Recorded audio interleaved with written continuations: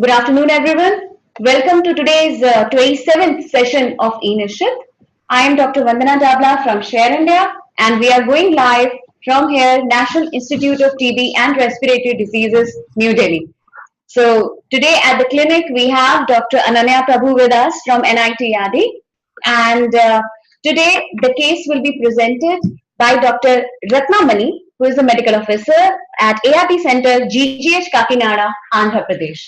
So today the clinic is meant for UP and Delhi, but if you have audience from Andhra Pradesh and Tamil Nadu, you're most welcome to come and interact. And even at any point you want to ask anything, any question related to the case, you're most welcome. For medical specialist, we have Sir Dr. Rajasekaran. Sir is the national consultant ART quality management from National AIDS Control Organization. So welcome, sir. Thank you for coming. And before we move on, as per the protocol, please sign in your attendance. At your screen, you must be seeing.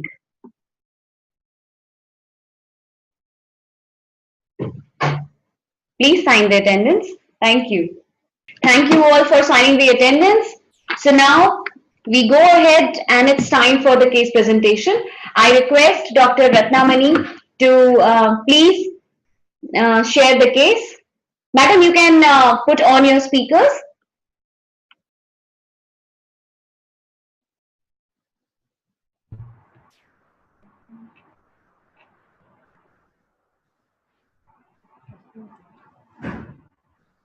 Yes, ma'am. Thank you. We can all see the case. You can present it, ma'am. Okay. Good afternoon, everyone. I'm here to present a HIV-TB co-infection case. And the details of the patient are as follows.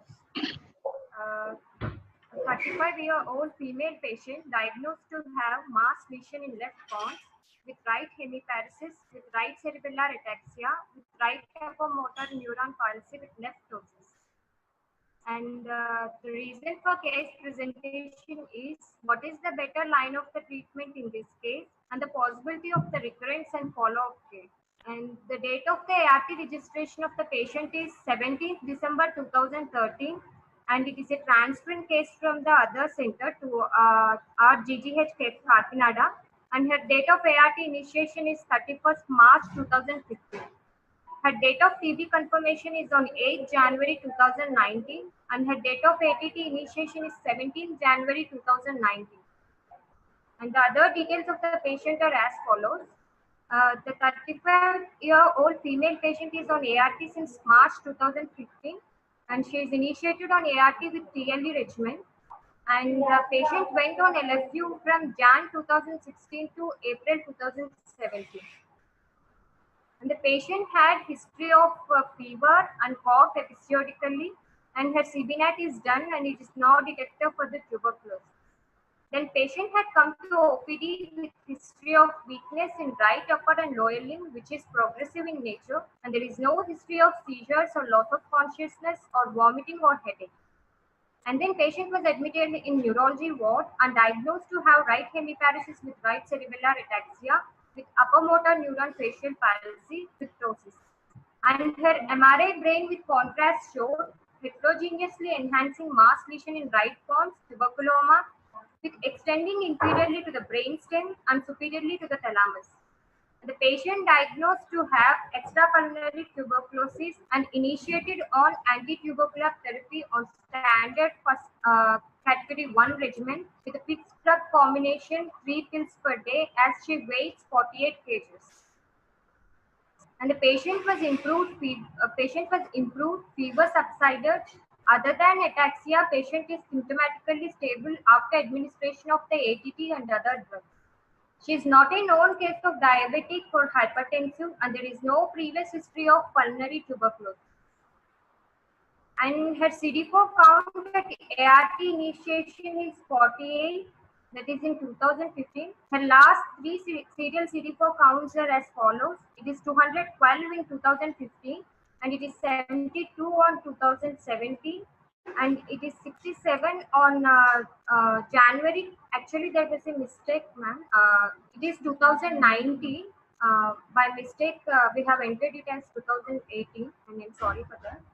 And her viral load is 3,81,781, which have been done on 3rd January 2019. Her laboratory reports are as follows. Her RFT and LFT are within normal limits. Her HB is 9 grams per deciliter. Her BDRL is non-reactive and HPSAG is negative. Her culture for sputum have showed no bacterial growth after 24 hours of aerobic incubation. And her CBNAT for sputum no detector for tuberculosis, and her cerebrospinal fluid analysis for CBNAT have no detector for tuberculosis. That's it.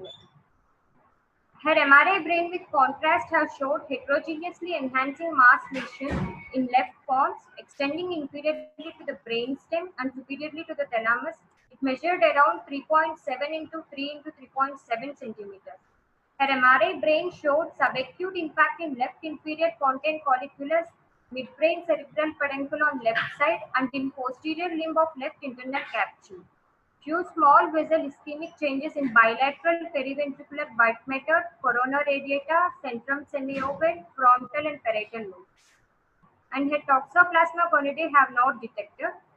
And her CT chest plane showed multiple centrilobular emphysematous lesions involving apical, anterior and posterior segments of upper lobes, superior basal and segments of right lower, posterior basal segments of left lower lobe.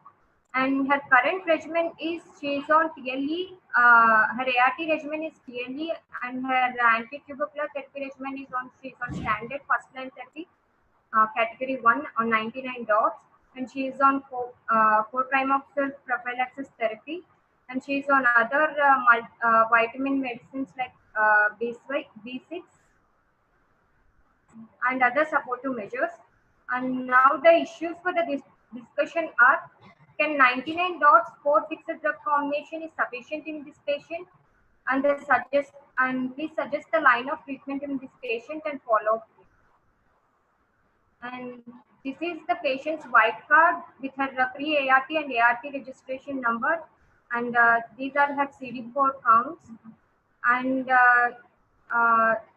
this is her spouse details, sir. Actually, in the last session, have asked for this. Her spouse is on MRI, and these are her follow-up history in the white card. And this is her green book, which is showing her name, age, and her ART registration number. And this is her TB card to look to show the treatment, how treatment follow. And these are the MRI brain details, which I have already mentioned in the previous slides. This is her MRI brain with contrast. And in this MRI brain with contrast have showed heterogeneously enhancing mass lesion in left pons with extension as described with glioma, and there is a mild perilesional edema with mass effect is noted in this. And to rule out toxoplasmosis, toxoplasma gondidae have been done, which it have not detected for it. And these are the films of the MRI brain and MRI brain with contrast. And this is a green book which have sent from the neurology ward to start on anti-tubercular therapy to us, and we have done the same. We have issued the standard category 1 anti-tubercular therapy, 3 pills per day, and these are few blood reports of her. And this is her HPSAG report, which is negative. Thank you.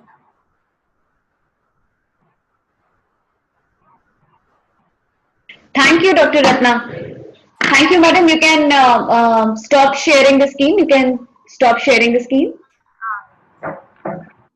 Thank you. Thanks a lot. Well, this is not a case which is usual and in everyday situation we see, especially tuberculosis in the brain stem. So thanks for presenting that on the e-NISCHIT platform. So before we go ahead, we have certain questions related to the case. So this is a pre-poll. So I request you all to please attempt these 2 questions.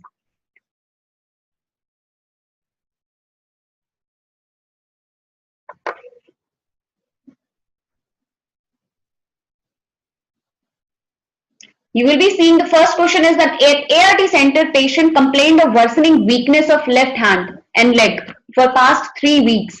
So how should a medical officer respond?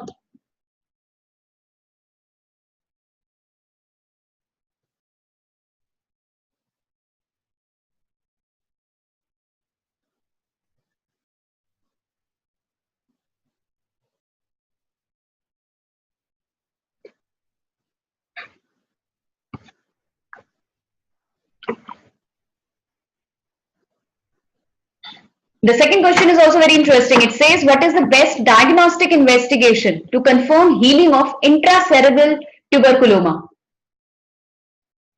So we have four options. Okay, although the poll is anonymous, we can't be able to distinguish like which ART center is responded which option. But very interestingly, it's very interesting to discuss that for question number one, when we say patient is coming with a worsening, weakness of left hand and leg, so 88% is saying that they will refer patient for further investigation, and 12% is saying that ART drugs may cause the weakness. And for second question, 11% are saying that to confirm whether TB of CNS is being okay or not, or healed or not. So we go for CBNAT, and 89% are saying we go for MRI and CT scan. This is just for the discussion part, because we'll see later these two questions, and then we'll see what would be the result. So I think we are closing down the poll here.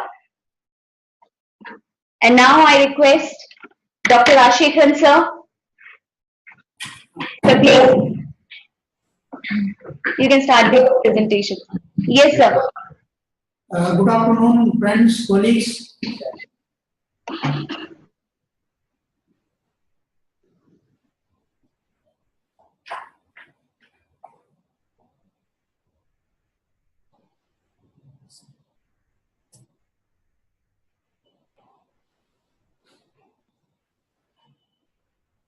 I will once again give you a short summary presentation of the case.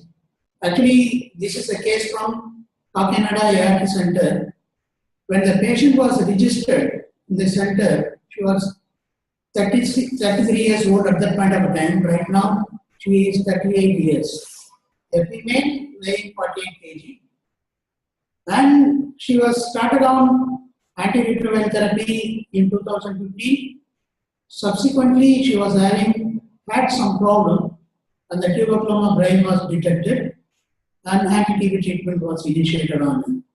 We will look into the clinical narration of the history of the patient. To start with, the 33-year-old female patient infected with HIV was registered under HIV care in one of the largest ART centers in the country, Kakinara.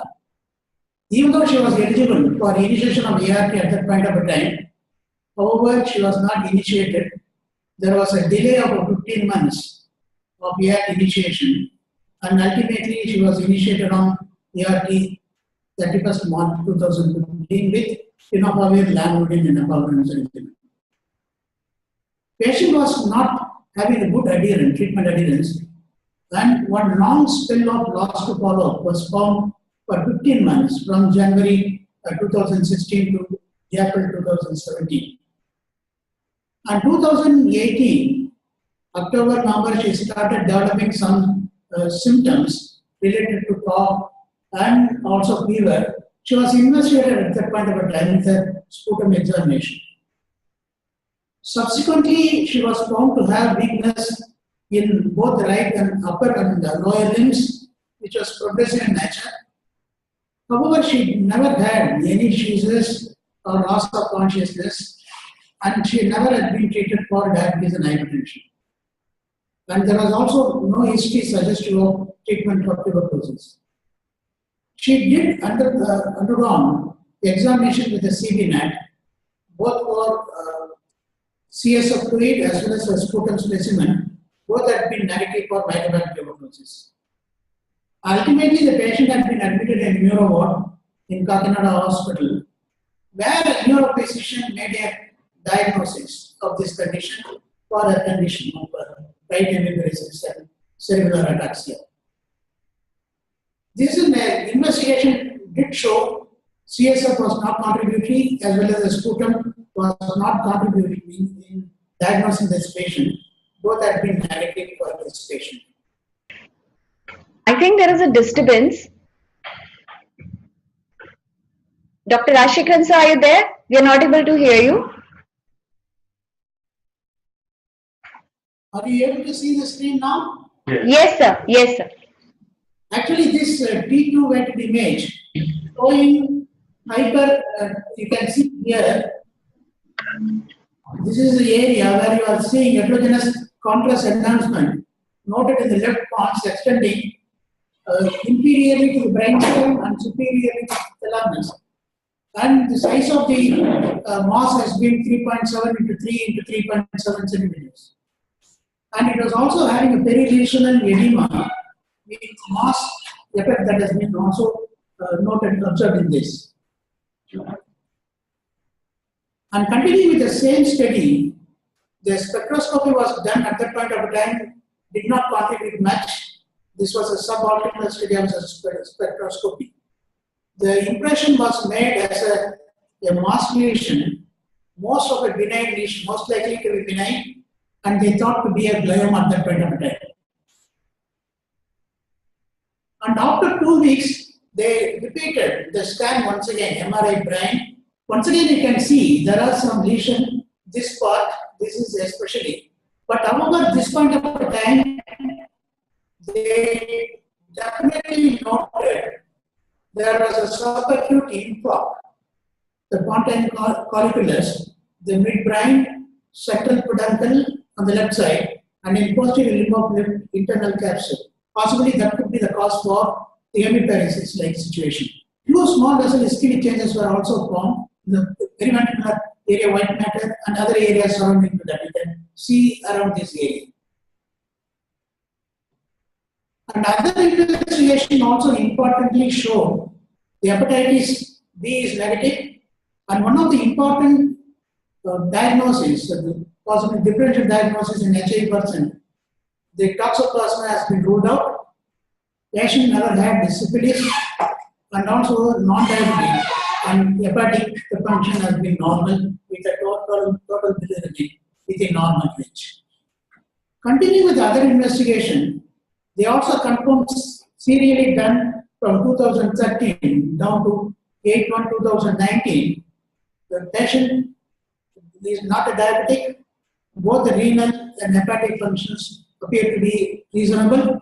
But however, I need to emphasize to my ERT colleagues, you can see the hemoglobin started lowering down. This may be a significant observation need to be made by the medical officer. When you are doing routine hemoglobin, if you are seeing that hemoglobin coming down, one of the possibilities can be there can be increased viral load.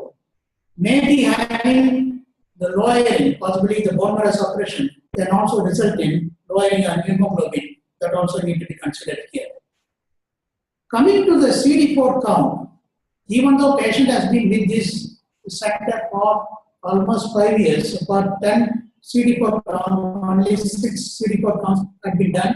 Possibly the patient was not regular enough for doing a routine CD4 every 6 months. That has been noticed. The first CD4 count was 152.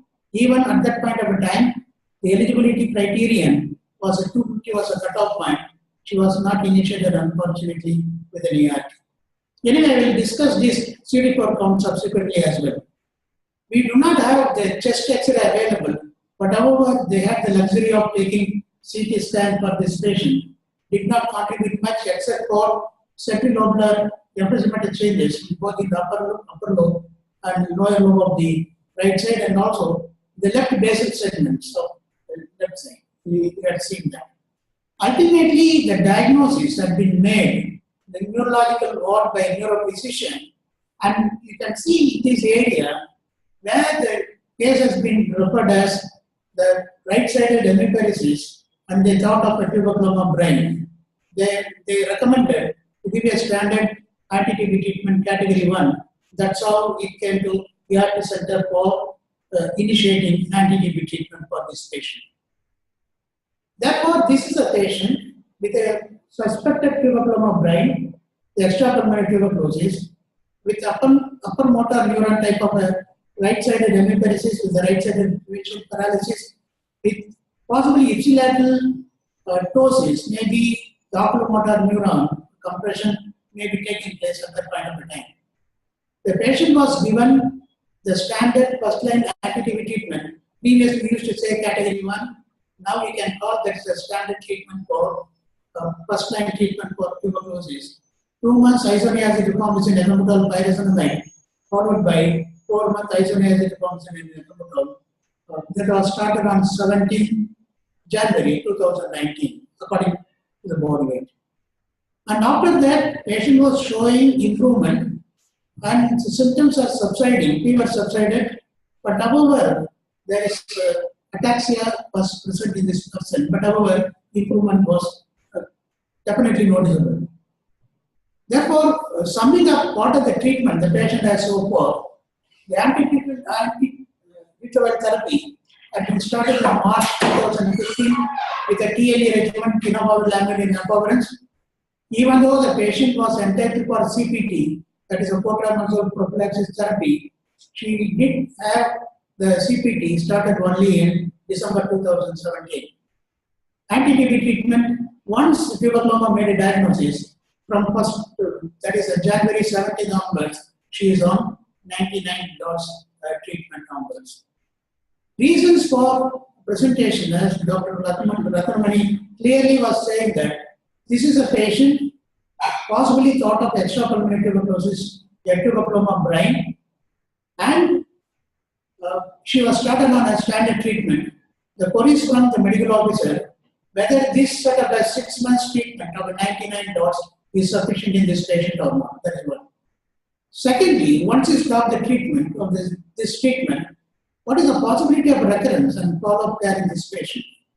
The third very important aspect, what is the future line of a treatment in this patient that we need to discuss.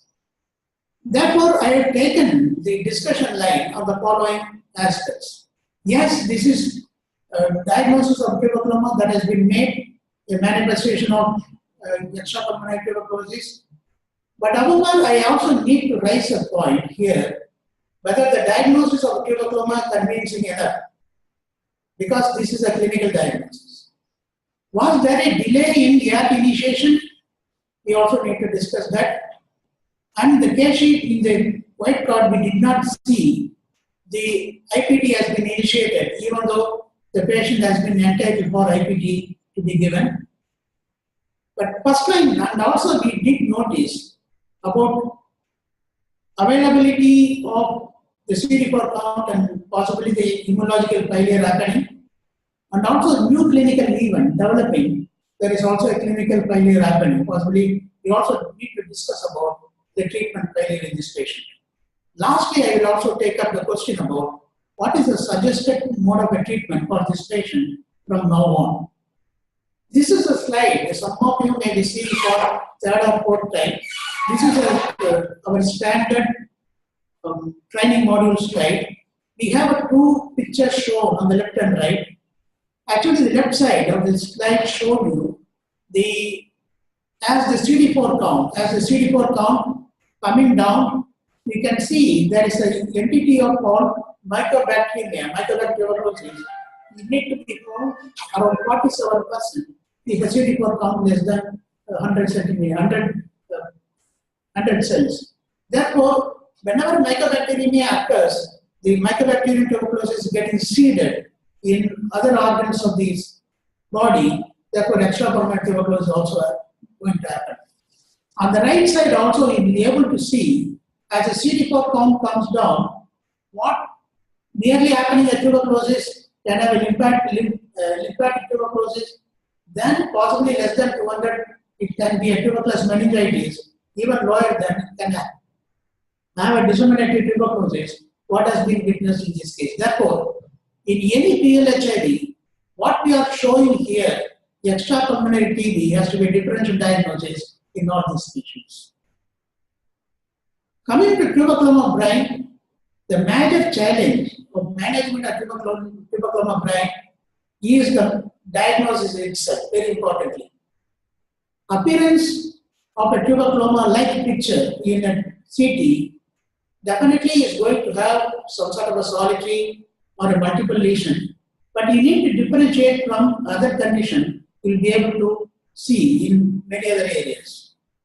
But CSF, if you are going to examine this fluid, the person has not been involved in meningitis, the CSF may be normal.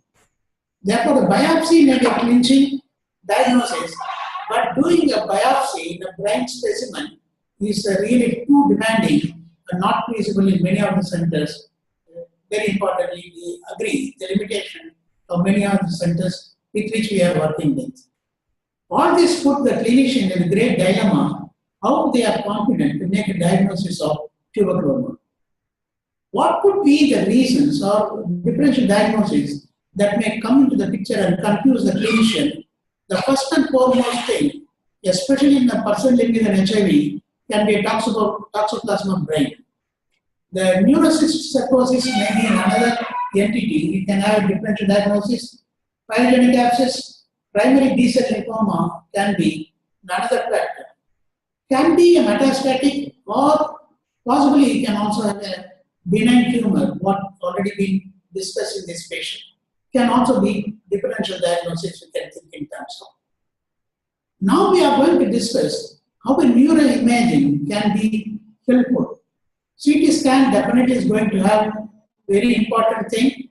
CT brain, especially the contrast, will delineate, possibly will be able to locate the lesion. Sensitivity is very high, but however, the specificity or the negative predictive value is going to be very low in this patient. You cannot differentiate whether it is a tuberculoma or neuropsychosis or any other condition for that matter. That will be a very difficult proposition.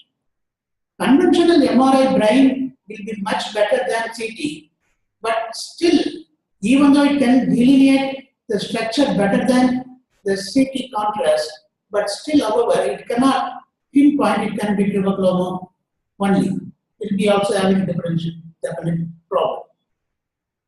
But another entity, possibly many of you may be knowing this, the magnetic resonance spectroscopy is a very important tool for making a diagnosis of tuberculosis, and it can differentiate from the neuropsychosis and other condition.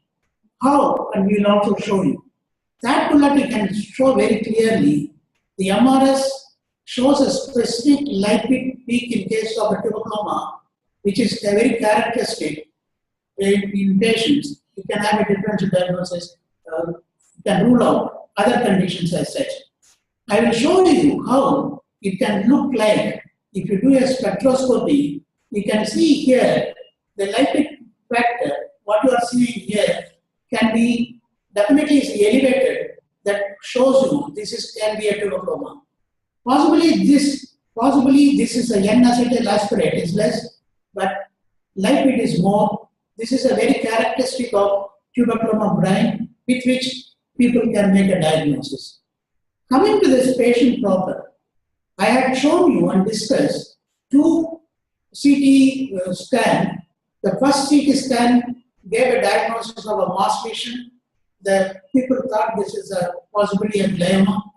And second diagnosis, CT scan did show possibly is an infarct or possibly ischemic changes. There is a discrepancy, and spectroscopy was not contributing. Therefore, there is a clinical diagnosis that has been made by a neurophysician. I never question the expert opinion on that. But there is a definite, what I am trying to say that there is a difficulty in a diagnosis, which is not very clinching, but this is a clinical diagnosis, we'll accept that. The next question I need to discuss is there a delay in ER initiation? Yes. Possibly you can see here at the start of, even at the registration, patient is having a CD4 152. At that point of a time, we had NACO guidelines saying 250 cutoff has been there, but however, ERT has been not initiated, and the delay has happened in 15 months. Delay has happened. Possibly, if you are delaying that viral load will increase, and possibly compromising the treatment option. Another question I need to discuss, as I said, the IPT, that is isoniazid preventive therapy, has not been given in this patient. Once again, I show you this is a very important African temporal trial, and that bullet is very important as far as this study is concerned. The study of temporal trial did show us 6 months course of isoniazid can prevent the development of tuberculosis by 35%. Therefore, it is very useful, but it has not been done. But anyway, I have a point in favor of the medical officer here. If you look into the white card and look into the adherence related here, the patient is not having a good adherence for ERT as well as even for possibly proteamoxazole. As and when the patient is not having good adherence for proteamoxazole as well as anti-retroviral therapy, IPT is a contraindicated. Rightly, the medical officer has deferred IPT in this patient. Continuing with the treatment adherence in this patient, the treatment adherence has not been sufficient and found to be wanting. As the data available as per the white card, up to February 2019, patient has been irregular on anti-TB treatment. Of the 46 months of treatment should have been collected, patient collected only 24 months of anti-retroviral therapy. You can see there is slightly only more than 50% of treatment patient had consumed. Longest last follow-up in this patient has been 15 months from January 2016 to April 2017.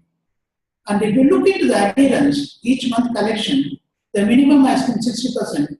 On 2 occasions, patient had 98% of adherence. If this sort of a treatment, I definitely visualize patient should have developed some sort of a drug-resistant mutant already in this setup. There are also subsequent evidence that has already seen in this case. You also witness there is an immunological failure in this patient. Actually, if you look into the base level CD4 when they started treatment 59, after 8 months of a treatment, the CD4 count has risen to 212 and coming down more than 50% very quickly in 2 years period, and patient has definitely is having 50% drop. Immunological failure has already happened. The development of a new stage 4 clinical event, that is a Tuberculoma Brain, did show the patient also failed clinically. Therefore, there is an immunological failure as well as the clinical failure that has happened in this patient. This is what I was mentioning here. Patient was started with 59 CD4 count, maximizing to 212, and it was dropping down to 72, and you can see 50% of the CD4 drop, showing that definite immunological failure already happened. Now answering the question of the medical officer, what should be the treatment for this patient from now on? First, I will discuss an anti-TB treatment in this patient. The patient has been provided with the standard first-line anti-TB treatment, the 2 months of isoniazid rifampicin, pyrazine, and ethambutol, and 4 months of isoniazid rifampicin, ethambutol.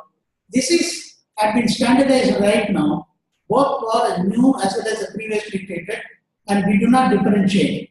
But however, the ERT medical officer need to know very important point.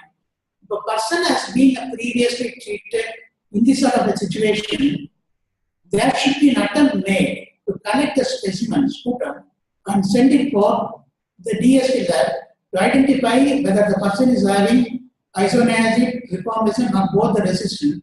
Till that time, you can definitely give the standard treatment. Once the result comes, you can modify the treatment accordingly. If there is a resistant isoniazid or rifampicin or both, you can modify the treatment accordingly. This is very important. Then the last bullet is also very important for the medical officer to take cognizance of. The patient don't have appropriate specimen available for DST. You can give standard treatment, but however, patient need to be followed up clinically, radiologically, and microbiologically as stipulated in the RNTCP guideline. Coming to, actually you can see here, actually the red font, what I showed, this is a index TB guideline I'm showing you. The aims of the treatment and tuberculoma, which has been made clinically diagnosed. How are you going to say patient is responding to the treatment? Therefore, the response to the treatment can be assessed by resolution of the neurological and constitutional symptom, not necessarily 100% coming down, and also the resolution of the lesion neuroimaging. This is also very importantly. There is a lack of evidence as to what should be the optimum duration of CNS tuberculoma treatment, anti-TB treatment. Actually, this guideline shows us minimum of 9 months treatment can be given here, and subject to the neuroimaging taken at the point of 9 months, it can be extended to 12 months.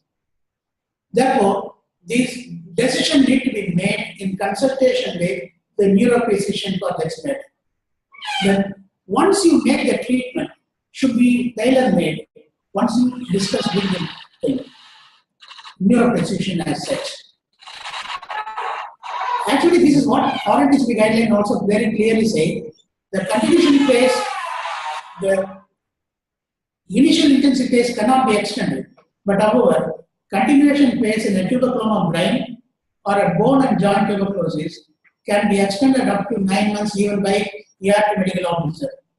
But it can also be extended more than 3 months, that is up to 1 year period. It can be done only by the expert. Here in this case, it can be a neurophysician.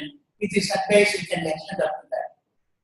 But once you do this sort of a thing, only after taking a neuroimaging, possibly MRI spectroscopy, once again need to be done at the 9 months, and you take a call at that point of the time.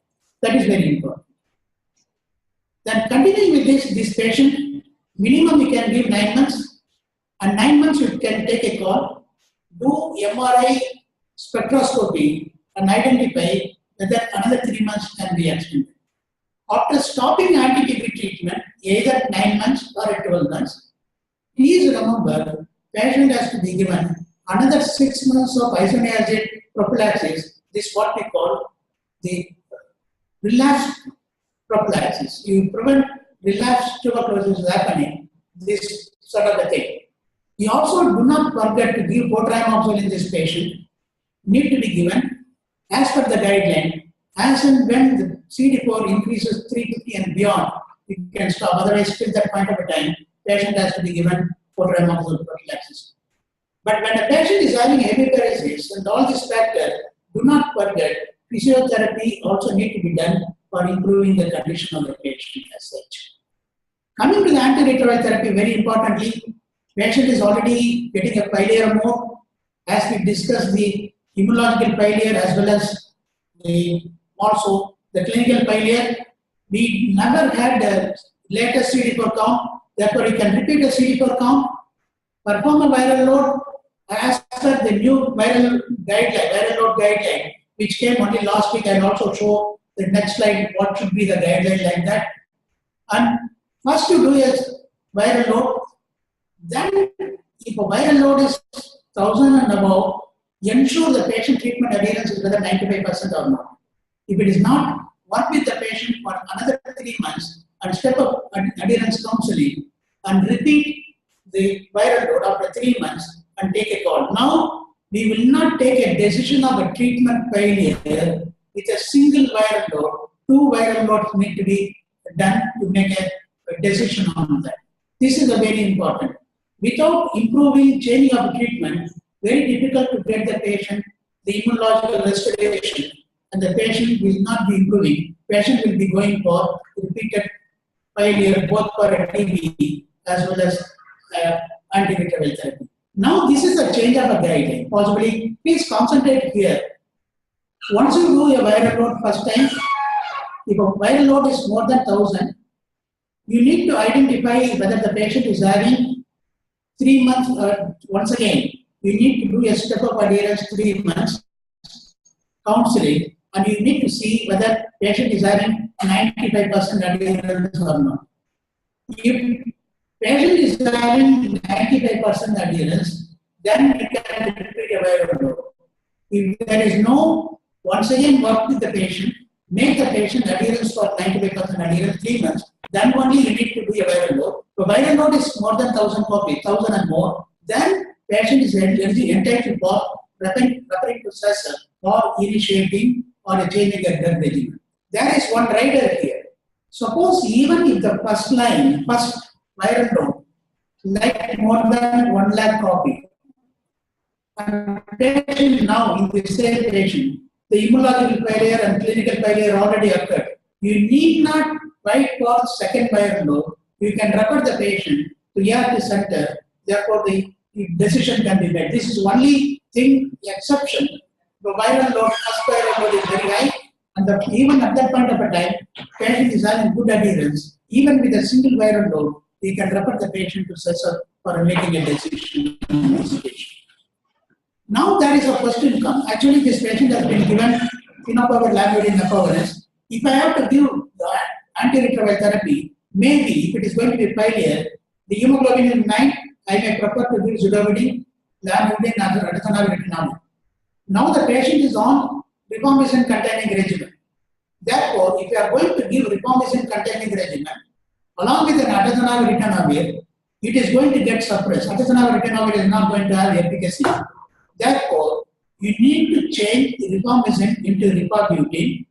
Before changing the second line treatment, make whether the rifabutine is available with you. Without making the rifabutine available, you cannot change the drug regimen in this patient. This is very important.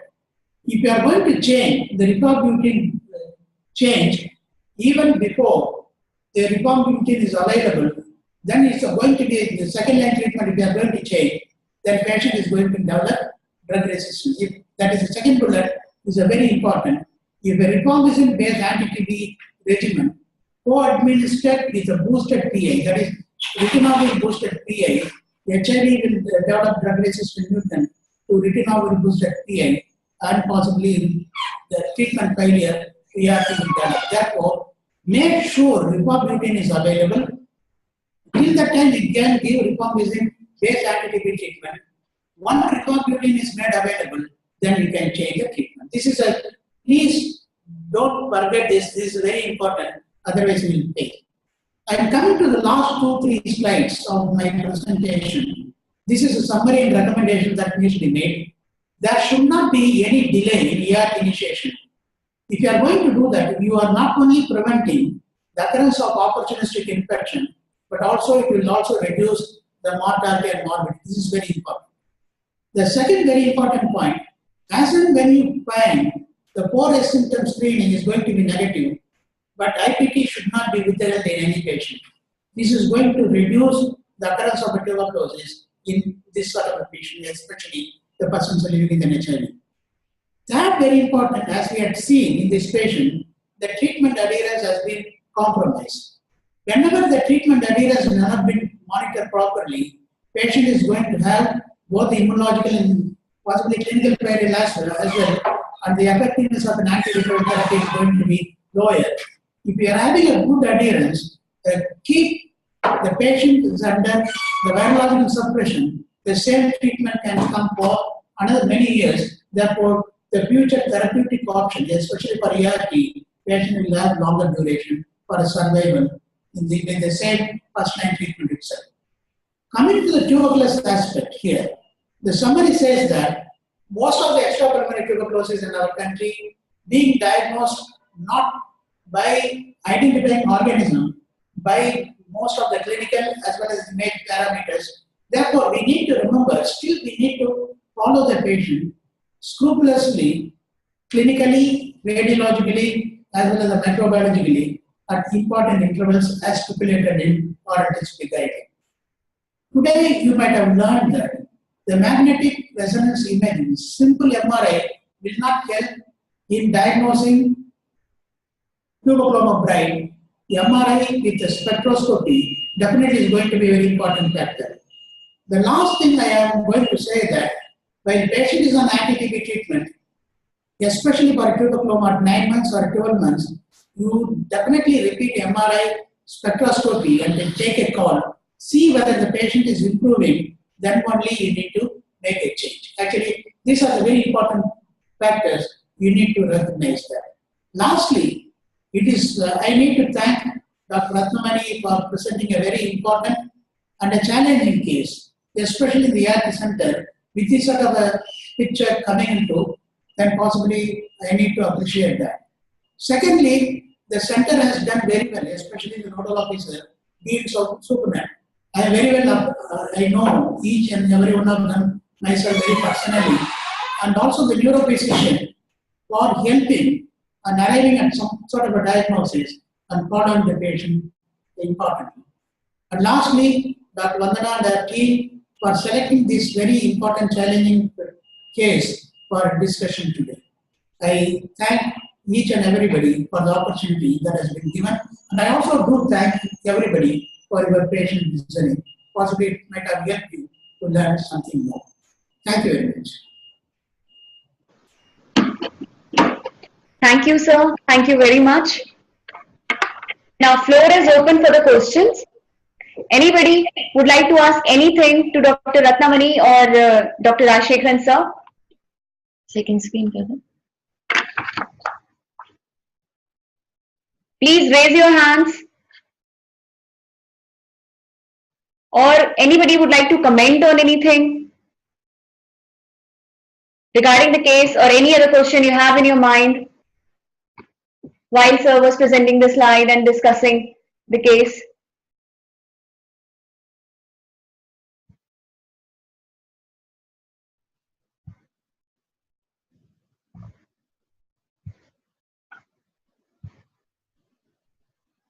I think ऐसा case बहुत ज़्यादा देखने को मिलता नहीं है.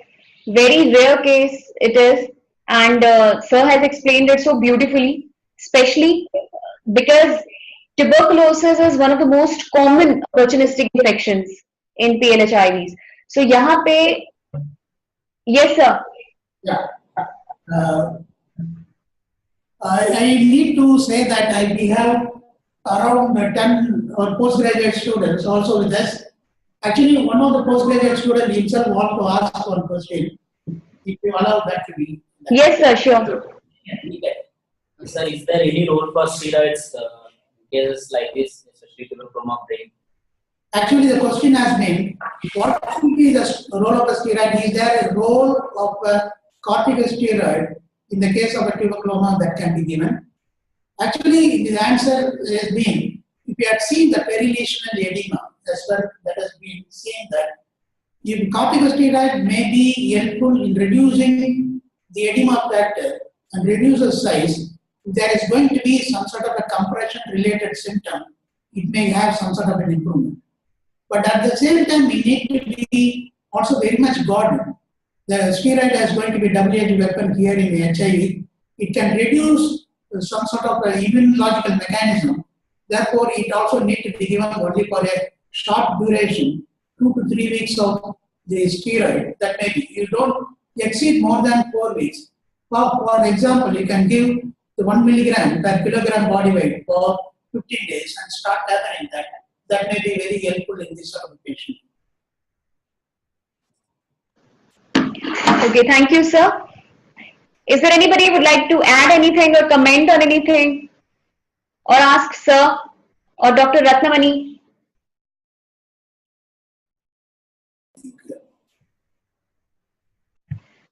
Okay, guys, I think we should proceed, and the same questions which we have seen before in the pre-poll are now you can see on your screen.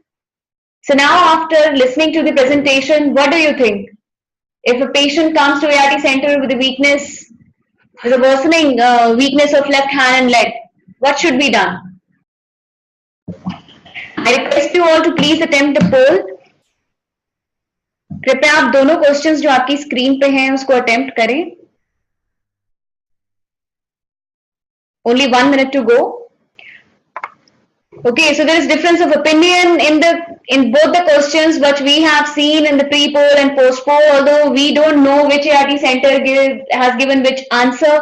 But the correct answer for question number 1, just for the sake so that everybody should be on the same page, is we should refer the patient for further investigation in such kind of cases. And to see that whether the intracerebral tuberculoma has been healed properly or not, as sir has already mentioned in the slides, We go for the higher investigations, of course, not for the X-rays, sputum culture, CBNAT, but of course for the MRIs and CT scan. Although sir has also in his presentation mentioned about MR spectroscopy, that's a better version, diagnostic one than the MRI. If that is available, we must opt for that. So here on the screen, you are seeing the feedback. Please provide your feedback for today's session. And I request you all to please send the cases, such kind of cases, or any other thing, any other question you want to discuss about HIV-TB on this platform. You send in your queries, you send in such cases to us at e-NISCHIT@gmail.com. So while we are at the end of the session, I request you all to please provide your feedback. And I thank you all for joining in. I thank you, Dr. Ratna Mani, for sharing the case. I thank you, Dr. Rajasekaran sir, for guiding us today on this issue. And thank you, ma'am. Thank you for joining us today.